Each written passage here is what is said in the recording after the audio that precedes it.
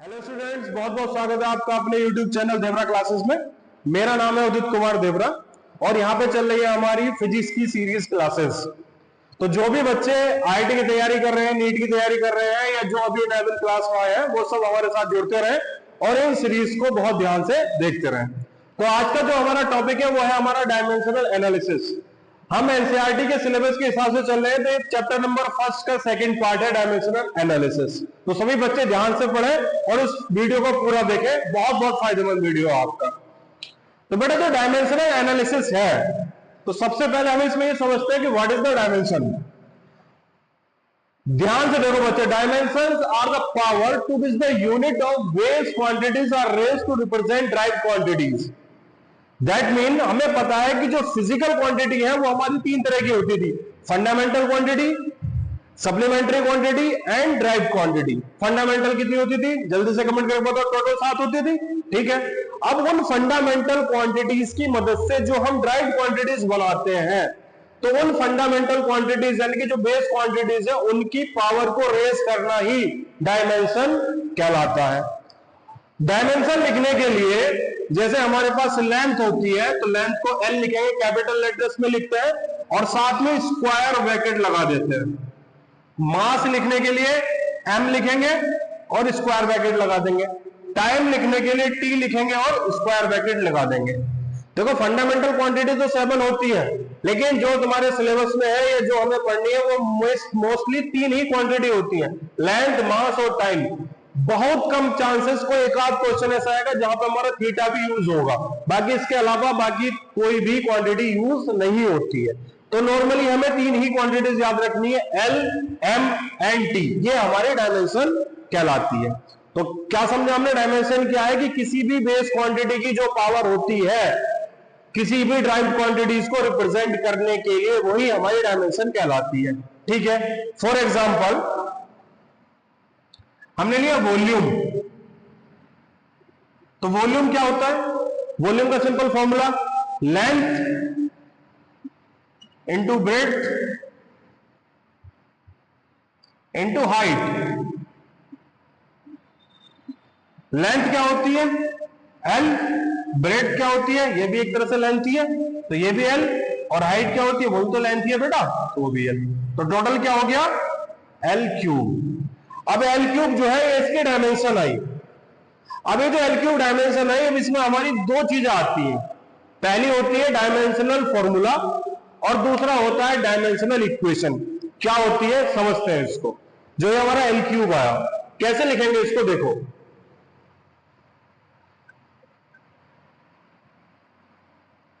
Volume का L cube आएगा, तो ये जो एल क्यूब आया है, जब हम लिखेंगे डायमेंशनल फॉर्मूला, समझना देखो ध्यान से।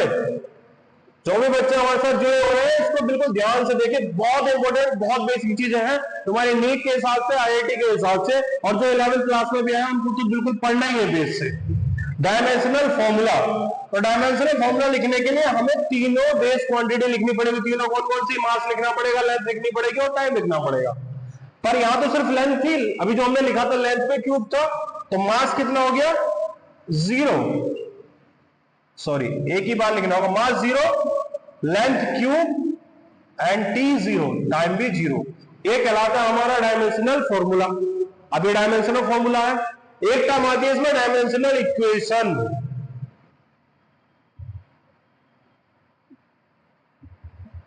डायमेंशनल इक्वेशन क्या होती है? जिस भी क्वांटिटी की डायमेंशन है अगर उसके इक्वेट में रख दे तो वो हमारी डायमेंशनल इक्वेशन कहलाती है। ये किसकी थी? वॉल्यूम की। तो अगर हम वॉल्यूम यहां रख दे बेटा, V is equal to M 0 L cube T 0, तो ये कहलाएगा हमारी डायमेंशनल इक्वेशन। तो क्लियर हो गया what is the dimension, what is the dimension formula and what is dimensional equation. ये टोटल 3 चीज होती है। अब जब हमें पता चल गया कि ड्राइव क्वांटिटीज को फंडामेंटल क्वांटिटीज में हम कन्वर्ट कर सकते हैं, तो अब हम कुछ क्वांटिटीज की डायमेंशनल फॉर्मूला लिखते हैं। बहुत सारी क्वांटिटीज है, कुछ लिख लेते हैं। जो आप लोग बताते रहो, कमेंट करते रहो, तो वो भी हम लिख सकते हैं। बाकी मैं शुरुआत करता हूं सबसे पहले एरिया से। एरिया का फॉर्मूला लेंथ इंटू ब्रेड्थ। अब देखो लेंथ का क्या हुआ एल और ब्रेड्थ का क्या हुआ एल, तो क्या हो गया ये एल स्क्वायर। जब इसका डायमेंशनल फॉर्मूला लिखेंगे तो कैसे लिखा जाएगा, तीनों लिखने मैंने बताया, तीनों एम बी एल बी और टी बी। तो एम की पावर 0 क्योंकि एम है ही नहीं, एल का स्क्वायर टी की पावर 0। वॉल्यूम अभी लिखा, चलो छोड़ दो, एरिया हो गया, वॉल्यूम हो गया, फिर अगला लिखते हैं हम डेंसिटी। डेंसिटी का फॉर्मूला क्या होता है, मास डिवाइड बाय वॉल्यूम। मास की डायमेंशन m, वॉल्यूम की l क्यूब। तो डायमेंशन फॉर्मूला क्या हो जाएगा df, देखो m क्योंकि एक है तो m की पावर 1, l अगर ऊपर ले जाएंगे तो l की पावर -3 और t की पावर 0। ऐसे ही अगर हम लिखे स्पेसिफिक ग्रेविटी, और भी लिख सकते हैं, बहुत सारे लिख सकते हैं। स्पेसिफिक ग्रेविटी, स्पेसिफिक ग्रेविटी क्या होता है, density of object divide by density of liquid.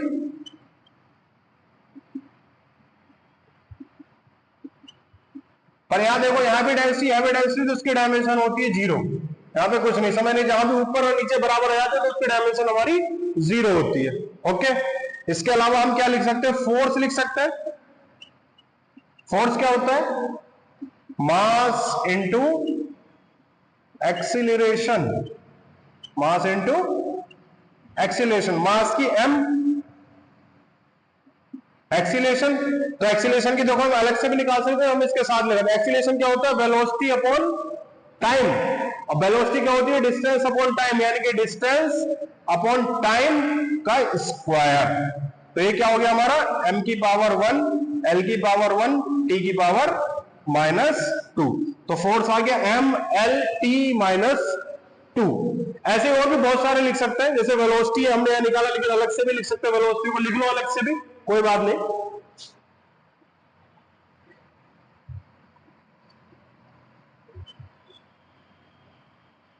Velocity और एक्सीलरेशन को अलग से भी लिख लेते हैं। वेलोसिटी, वेलोसिटी क्या होती है, डिस्प्लेसमेंट अपॉन टाइम। डिस्प्लेसमेंट क्या लेंथ है, तो क्या आ गया l, टाइम क्या आ गया t। जब हम को लिखेंगे तो क्या हो जाएगा, ये m तो है नहीं, तो m की पावर 0, l की पावर 1 और t की पावर -1। ऐसी एक्सीलरेशन अभी हमने वहां निकाला था, लेकिन फिर से निकाल ले रहे हैं। एक्सीलरेशन क्या होता है, डिस्टेंस, एक्सीलरेशन क्या होता है, डिस्टेंस नहीं होता, velocity upon time, velocity upon time. Velocity की देखो अभी निकाली हमने, L अपॉन टी, और टाइम साथ में एक और टी है, तो ये कितना हो गया, m तो है ही नहीं, तो m की पावर 0, l की पावर 1, t की पावर -2। तो इस तरीके से आप बहुत सारी चीजों को निकाल सकते हो। जैसे अगला आया प्रेशर, लिख लो प्रेशर की। प्रेशर क्या होता है, फोर्स अपॉन एरिया। फोर्स की भी हमने निकाली थी, फोर्स का होगा मास इंटू एक्सीलरेशन, मास का m, एक्सीलरेशन का l t -2 divide by area, area का एल स्क्वायर। जब इसको करेंगे तो क्या आ जाएगा, m l की पावर -1, t की पावर -2। तो बेटा समझ आ रहा होगा देखो सब लोगों को, किसी को कोई दिक्कत है तो आप कमेंट कर सकते हैं नीचे, उसका हम सॉल्यूशन बता देंगे उसको, किसी को कोई दिक्कत है तो। बहुत सिंपल चीज है, जितनी भी ड्राइव यूनिट है, जितने भी फॉर्मूले आप जानते हो और आपको फॉर्मूले पता है, तो उनको m, l और t की मदद से ही निकाल सकते हैं। और भी वो चीजें होती है, टेंशन होता है, और लिख लेते हैं, कुछ और लिख लो, चलो लिखो।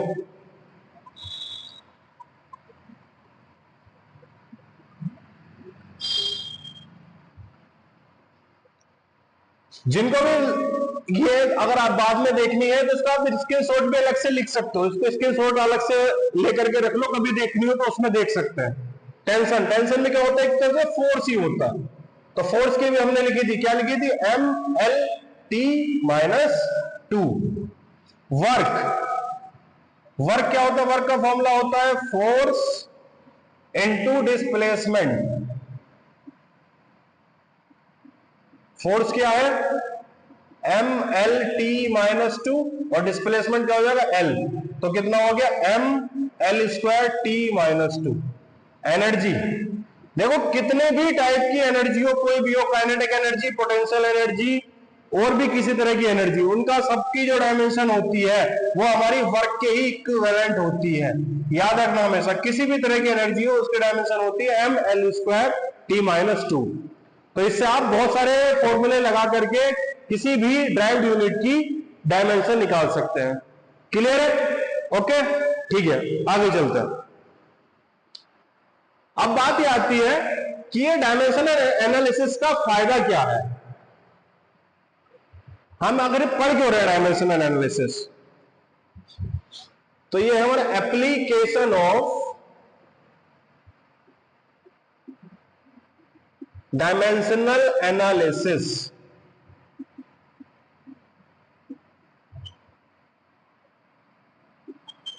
क्योंकि मेरे प्यारे प्यारे बच्चों, आपके दिमाग मारोगे सर आपने पढ़ा तो दिया डायमेंशनल एनालिसिस, इसकी यूज क्या है, जब हमें फॉर्मूले पता है तो इसके यूज कर क्यों रहे हैं। तो बेटे इसके मेनली दो यूज होते हैं। पहला यूज है to check consistency of an equation. अब छोटे छोटे बच्चे पूछेंगे सर ये क्या लिख दिया कंसिस्टेंसी पे, कंसिस्टेंसी कुछ नहीं है, कंसिस्टेंसी का मतलब होता है एक्यूरेसी, करेक्शन। हमें सिर्फ ये चेक करना है कि इक्वेशन हमारी करेक्ट है कि नहीं। अगर कहीं ऐसी आ जाए तो हम इसकी मदद से कर सकते हैं। कैसे कर सकते हैं, जैसे देखो अगर हमें कहीं दिया k is equal to half M V square, K क्या होता है kinetic energy equal to half M V square, ऐसा इक्वेशन दी है। अब वो पूछ रहा है कि बताओ ये हमारी सही है कि नहीं है, तो हम डायमेंशनल एनालिसिस की मदद से इसको चेक कर सकते हैं। क्योंकि जब भी कहीं डायमेंशनल एनालिसिस लिखी जाती है किसी इक्वेशन में, तो जिन यूनिट्स की, जिन क्वांटिटीज की डायमेंशन बराबर होती है सिर्फ उन्हीं को ऐड कर सकते हैं और उन्हीं को हम सब्ट्रैक्ट कर सकते हैं। तो देखो ये इसके बराबर है, इसका मतलब ये होना चाहिए कि इसके डायमेंशन एनालिसिस या इसके डायमेंशन इसके बराबर होनी चाहिए। हम लेफ्ट हैंड साइड की डायमेंशन लिखेंगे एलएचएस, क्या है के क्या है काइनेटिक एनर्जी, एनर्जी सारे टाइप की एनर्जी के मैंने क्या लिखा था M L square T minus two. अब ऐसे ही हम राइट हैंड साइड की लिखेंगे।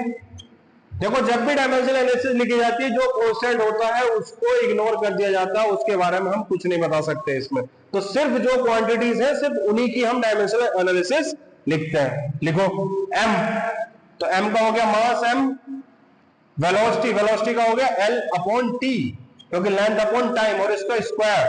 जब इसको क्लियर करके लिखेंगे तो जरा एम एल स्क्वायर टी की power minus T, because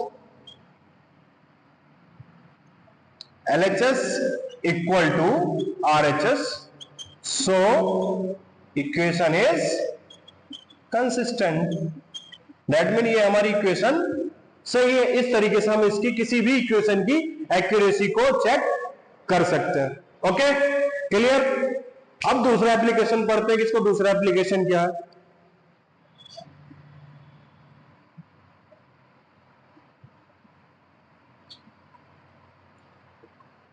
application number 2 होता है टू ड्राइव द फॉर्मूला,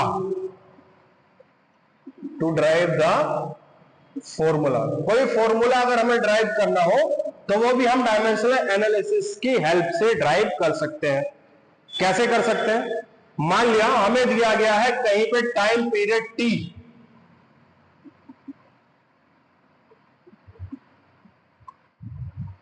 और उसने कहा कि वो डिपेंड करता है mass of string, length of string and gravitational acceleration पे। तो फॉर्मूला बताओ क्या होगा। टाइम पीरियड टी डिपेंड करता है मास पे, लेंथ पे और ग्रेविटेशनल एक्सीलरेशन पे। तो फॉर्मूला बताओ क्या होगा। तो देखो इसको हम डायमेंशनल एनालिसिस की मदद से ये फॉर्मूला ड्राइव कर सकते हैं। कैसे, हमें कहेंगे कि टी प्रोपोर्शनल है क्योंकि डिपेंड कर रहा है मास के, एल के और जी के, पर हमें ये तो नहीं पता इसके स्क्वायर के है कि क्यूब के है कि 4 के है। तो हम क्या करेंगे, इसकी पावर ले लेंगे a, इसकी पावर b, इसकी पावर c। एक कांस्टेंट अपने मन से ले सकते हैं k, m की पावर a, l की पावर b, g की पावर c, क्योंकि डिपेंड है यानी कि कोई कांस्टेंट आएगा तभी ये इक्वेशन इक्वल होगी। अब अगर हम डायमेंशनल एनालिसिस को जानते हैं, हमें तो पता है कि कोई इक्वेशन तभी सही हो सकती है अगर इधर की डायमेंशन और इधर की डायमेंशन बराबर हो। तो हम पहले लेफ्ट हैंड साइड की डायमेंशन लिखेंगे। ये क्या है? टाइम पीरियड है, टाइम पीरियड टी। तो टाइम पीरियड है तो मास क्या होगा? 0, लेंथ क्या होगी? 0 और टी की पावर 1। अब ऐसे ही हम राइट हैंड साइड की लिखेंगे।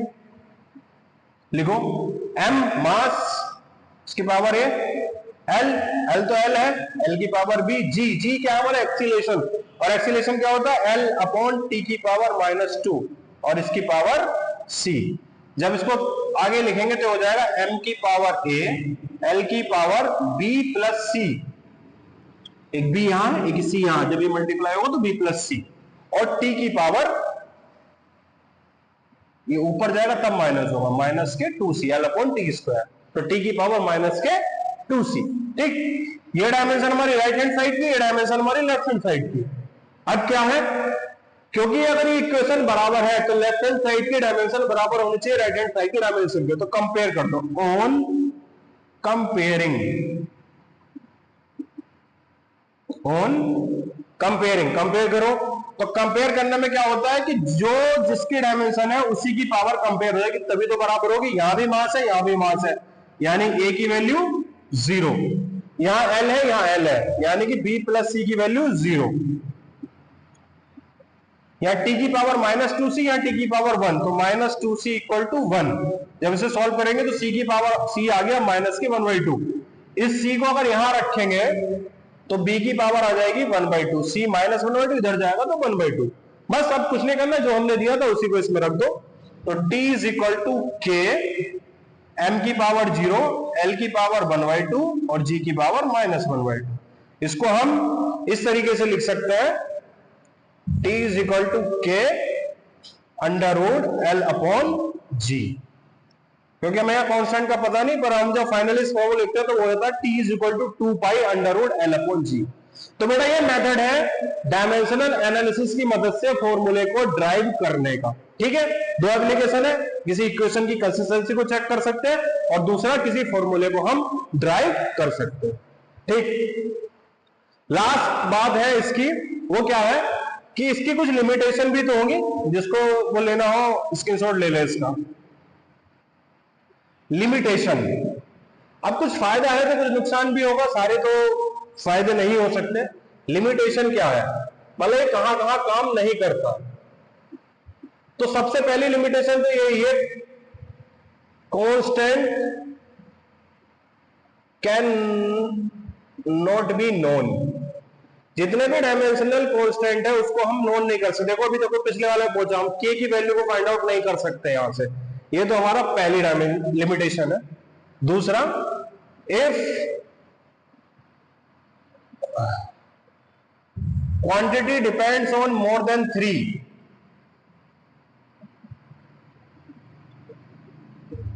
more than 3 dimension, it cannot be calculated, it cannot be found। अगर हमारी जो क्वांटिटी है वो more than 3 m l t से ज्यादा किसी और दूसरे पर डिपेंड करती है तो हम उसको फाइंड आउट नहीं कर सकते। ये इसका दूसरा एक ड्रॉबैक है, यानी कि इसमें सिर्फ 3 को ही हम कर सकते हैं, इससे ज्यादा को हम इसमें नहीं कर सकते। ये जो 3 है वही इसके फाइंड आउट करने के लिए मेन डायमेंशंस हैं। थर्ड इसकी जो लिमिटेशन होती है वही होती है कि किसी इक्वेशन में लॉगरिथमिक फंक्शन है, लॉग फंक्शन, या फिर ट्रिग्नोमेट्री फंक्शन है, ट्रिग्नोमेट्री फंक्शन, तो उसको भी हम फाइंड आउट नहीं कर सकते। तो ये 3 इसकी लिमिटेशन होती है डायमेंशनल एनालिसिस की। तो ये बेटा आज का हमारा टॉपिक था डायमेंशनल एनालिसिस। होप आप सब लोगों को अच्छा लगा हो, और आप सब लोगों को अच्छा लगा हो तो हमारे साथ तैयारी करते रहिए। हमारे चैनल को सब्सक्राइब कीजिए, शेयर कीजिए और इस वीडियो को लाइक कीजिए। बहुत बहुत धन्यवाद।